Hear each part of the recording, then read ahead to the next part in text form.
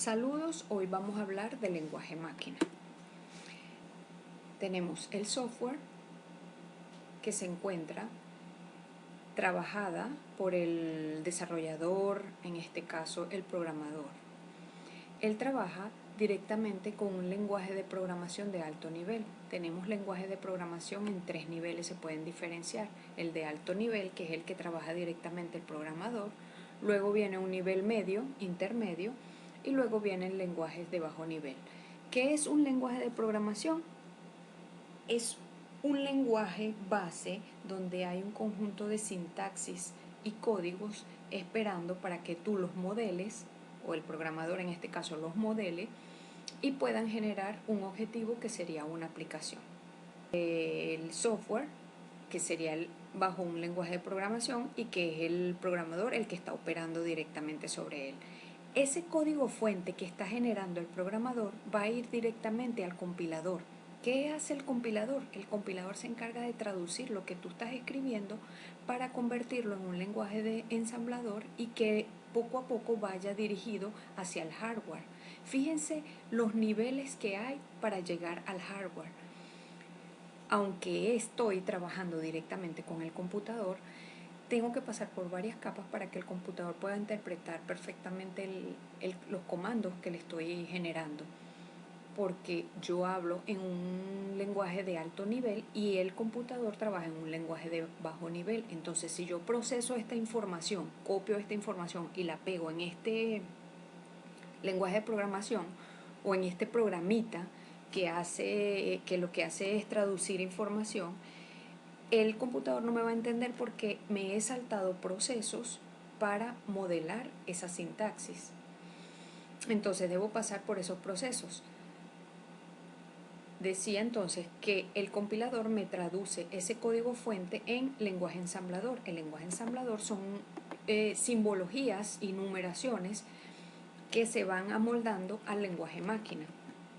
Pasa el lenguaje ensamblador, procesa al lenguaje máquina. Este lenguaje es el lenguaje nativo del computador. El lenguaje máquina trabaja en código binario o sistema binario. El sistema binario es un conjunto de ceros y unos, en donde 0 significa apagado y 1 puede significar que está encendido. Luego que este lenguaje me procesa la información en código binario, el hardware ya puede interpretar, el procesador ya puede interpretar todos los comandos que le estoy enviando. De esta manera, él redirige la información hacia arriba y de la misma forma se va modulando esa información para que el usuario la pueda interpretar o para que me pueda generar los resultados que se están pidiendo desde el alto nivel. Código binario. Más pequeña de información. Un bit puede estar representado por un 1 o por un 0. El código binario nada más trabaja con dos estados, como les dije anteriormente, ceros y unos. Aunque anteriormente estábamos viendo un conjunto de ellos, eso quiere decir que allí hay empaquetamientos o que allí hay combinaciones que son posibles, pero realmente su estado son dos dígitos nada más, que son ceros y uno. Entonces, como decía, 1 puede representar el encendido o que me está enviando flujo de información o que me está enviando voltaje. Y el 0 indica que está apagado, que no hay voltaje, que no hay información, etc. Es la unidad mínima que tiene la informática. El byte, a su vez, se identifica con la B mayúscula y representa una combinación, cualquier combinación, de 8 bits. Es decir, que 8 bits son un byte. Y el byte, a su vez, se le puede llamar octetos. ¿Ok? Ya sabemos que octetos entonces es una combinación de 8 bits. Allí pueden ver ustedes los múltiplos, en este caso del byte. Y fíjense que la diferencia siempre va a ser mayúscula y minúscula. ¿Dónde se aplica el código binario? Pues el código que lee la máquina, el código que puede interpretar la máquina netamente, es el conjunto de ceros y unos, y que 0 significa apagado y 1 significa encendido. También se puede llamar 0 false y 1 se le puede llamar true en la parte de programación. Ok, entonces decimos que el código binario, su aplicabilidad está básicamente en dos puntos importantes, que son las compuertas lógicas, o esa es electrónica digital, la parte electrónica del computador, y en la parte del código ASCII, que más adelante se lo explico. Vamos con las compuertas lógicas. Aquí vemos tres gráficos y vemos tres tipos de compuertas. Fíjense en los modelos de cada una. Aquí tenemos el modelo de la compuerta OR, AND y NOT. Ok, en la compuerta OR tenemos dos entradas. Estas entradas me representan cableados que me están entrando y que me están generando voltaje. Y tenemos una salida.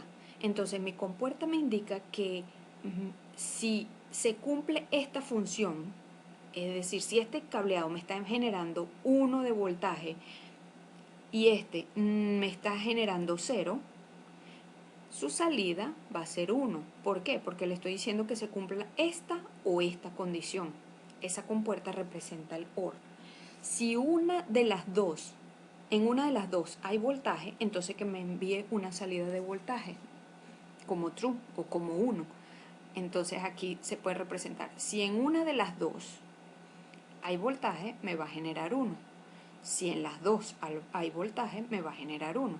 Porque le estoy diciendo, cúmplete la condición, si en esta o en esta hay voltaje, envíame voltaje. Aquí tenemos otro ejemplo, fíjense la diferencia del símbolo. Esta es la compuerta AND. La diferencia es que aquí me está indicando que y las dos se deben cumplir, es decir, me tiene que entrar voltaje en el cableado A y voltaje en el cableado B. Si me entra en las dos, me va a generar una salida. Si me entra solo en una, fíjense aquí, si me entra solo en una, no me va a generar salida porque mi condición indica que me tiene que entrar el voltaje en las dos.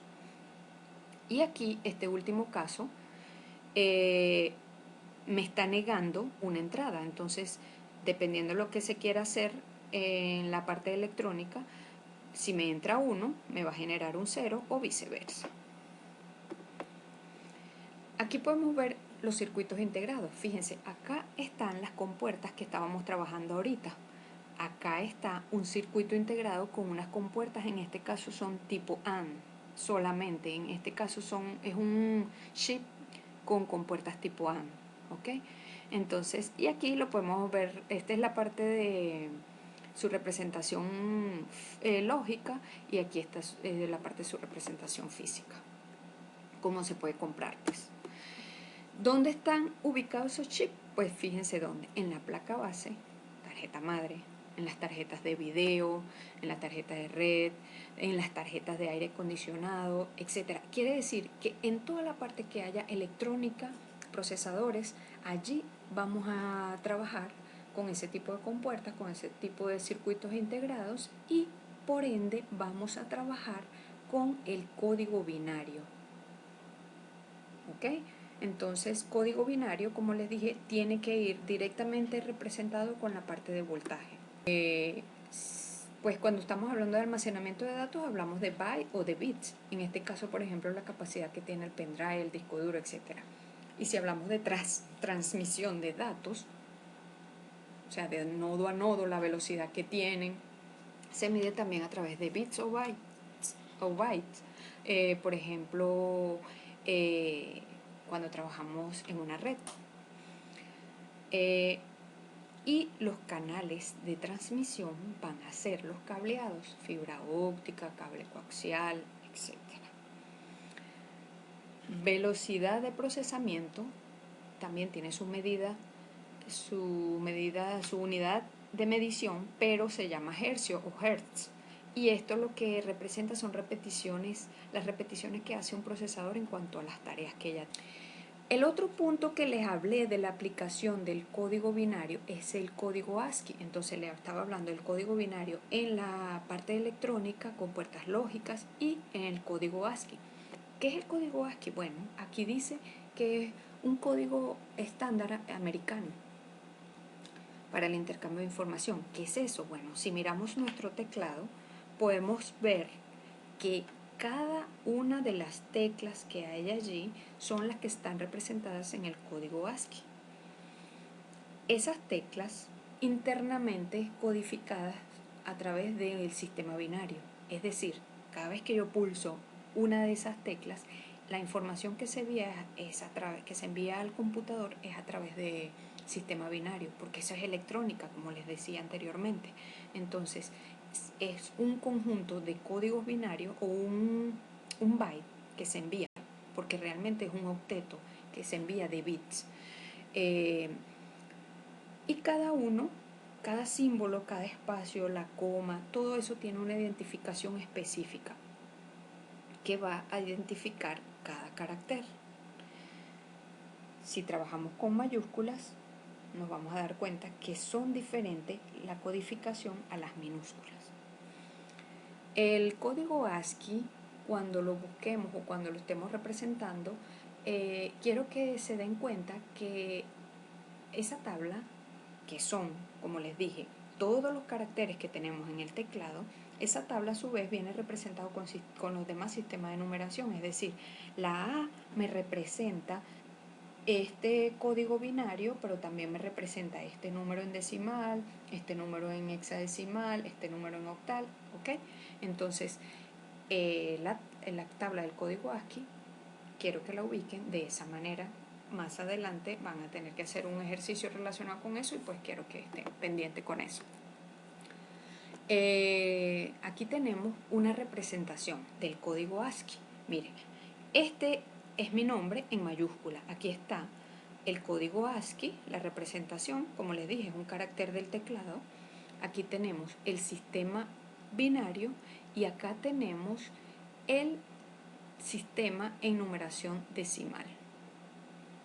Aquí tenemos mi nombre en minúscula, acá tenemos el nombre, su identificación en código binario y su identificación en sistema decimal. Ahora, ¿cómo convertimos los datos que están en binario a decimal?